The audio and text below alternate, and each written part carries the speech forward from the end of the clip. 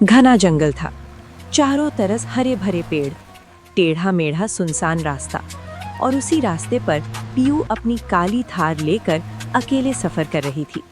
सूरज ढलने को था, हल्की हल्की ठंडी हवा चल रही थी, पत्तों की सरसराहट जंगल को और रहस्यमय बना रही थी।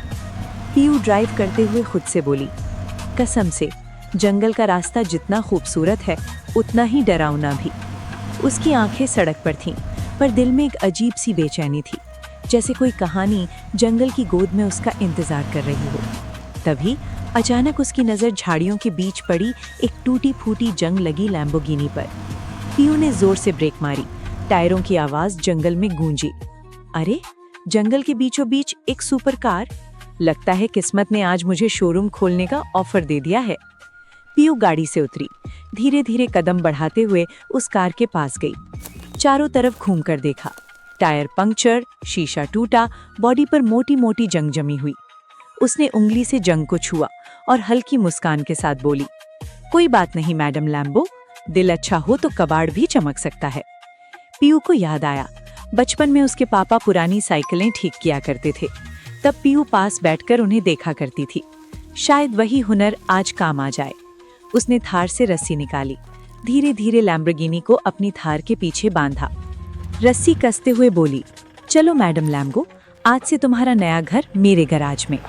रास्ता आसान नहीं था, कभी गाड़ी फिसलती, कभी पत्थरों पर अटकती, कभी झाड़ियों में उलझती। पीयू पसीना पहुंचते हुए बोली, इतनी महंगी गाड़ी और इतना ड्रामा, अब तो पूरी सर्विस फ्री मिलेगी।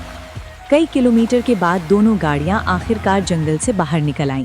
घर पहुंचते ही पीयू ने गहरी सांस ली और मुस्कुराकर बोली, शुरू होता है पीयू का मिशन, ऑपरेशन लैम्बो। उसने बाल्टी में पानी भरा, पूरी गाड़ी को धीरे धीरे धोया। जैसे जैसे मिट्टी उतरती गई वैसे वैसे असली रंग झलकने लगा। पीयू खुद से बोली, अरे, अंदर से तो अभी भी तू रानी ही है। फिर ब्रश उठाया, जंग रगड़ रगड़ कर हटाने लगी। कभी हथौड़े से डेंट सीधा करती, कभी स्क्रू कसती।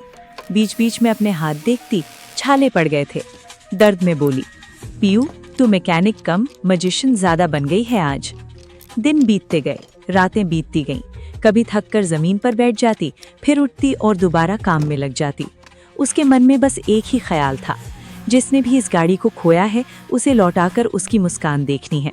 और फिर कुछ ही दिनों में वो कबाड़ बन चुकी लैम्बोर्गिनी एकदम नई जैसी चमकने लगी। बॉडी चमक रही थी, शीशे साफ थे, टायर नए लग चुके थे, इंजन की आवाज फिर से जिंदा लग रही थी। पीयू ने प्यार से गाड़ी के बोनट पर हाथ फेरा और बोली, देखा, अगर प्यार से छू लो तो किस्मत भी चमक जाती है। अगले दिन पीयू वही चमकती लैम्बोर्गिनी लेकर फिर उसी जंगल की ओर निकली जहां उसे वो मिली थी, उसी जगह जहां किस्मत ने उसे एक अधूरी कहानी सौंपी थी। तभी दूर से टॉर्च की रोशनी दिखी। एक लड़की घबराई हुई इधर उधर देख रही थी, जैसे किसी को ढूंढ रही हो। पीयू ने थार रोकी और धीरे से पूछा, इतने घने जंगल में अकेले क्या कर रही हो? लड़की की आवाज कांप रही थी, मैं कुछ दिन पहले यहीं अपनी लैम्बोर्गिनी खड़ी करके ट्रैकिंग पर गई थी। जब वापस लौटी तो मेरी गाड़ी गायब थी। मुझे लगा जंगल ने मेरी कार निगल ली। पीयू मुस्कुराई, जेब से चाबी निकाली और बोली, अगर जंगल ने नहीं निगली तो शायद पीयू ने गोद ले ली। उसने रिमोट दबाया, लाइट चली और चमकती लैम्बोर्गिनी पेड़ों के बीच से बाहर आई। लड़की की आंखें भर आईं। ये तो मेरी कार है, लेकिन ये इतनी नई कैसे लग रही है? पीयू हंसते हुए बोली, फ्री सर्विस, फ्री पॉलिश और फ्री दिल से मदद। लड़की की आंखों से आंसू बह निकले। उसने पीयू को गले लगा लिया। आज भी अच्छे लोग होते हैं, ये जानकर दिल हल्का हो गया। पीयू मुस्कुराकर बोली, अच्छा काम करके दिल खुद हल्का हो जाता है। दोनों लैम्बोर्गिनी में बैठी, इंजन की आवाज गूंजी और जंगल का रास्ता धीरे धीरे पीछे छूटता गया।